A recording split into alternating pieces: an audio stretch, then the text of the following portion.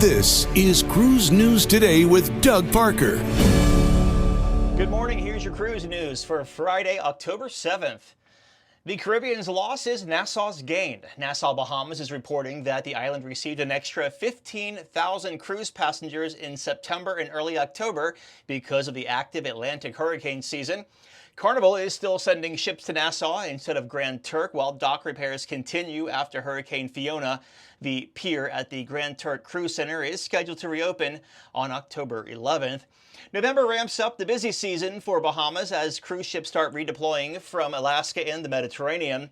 Nassau is on track for over 4 million cruise guests next year as it opens a brand new terminal in Q1.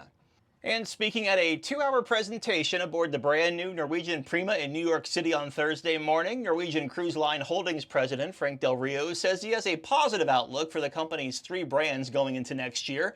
Already capacity is up in terms of guest bookings and more cruise ship room inventory. And unlike other cruise lines who are discounting sailings at $20-something per day, Norwegian's strategy is to market to fill the ships, not discount to fill.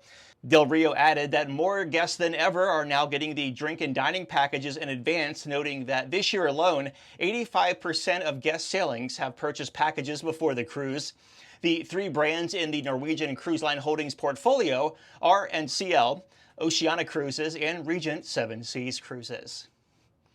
And MSC Cruises announced Thursday that 5 of its vessels will home port in the U.S. for the 23-24 cruising season.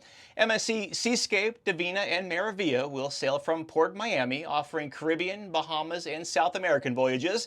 MSC Seashore will offer Bahamas and Caribbean sailings from Port Canaveral, and MSC Maravilla will sail from the Big Apple to Florida, the Bahamas, Canada, and New England.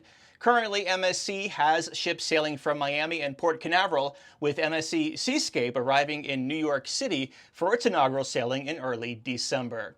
Breaking news and industry coverage at cruiseradio.net.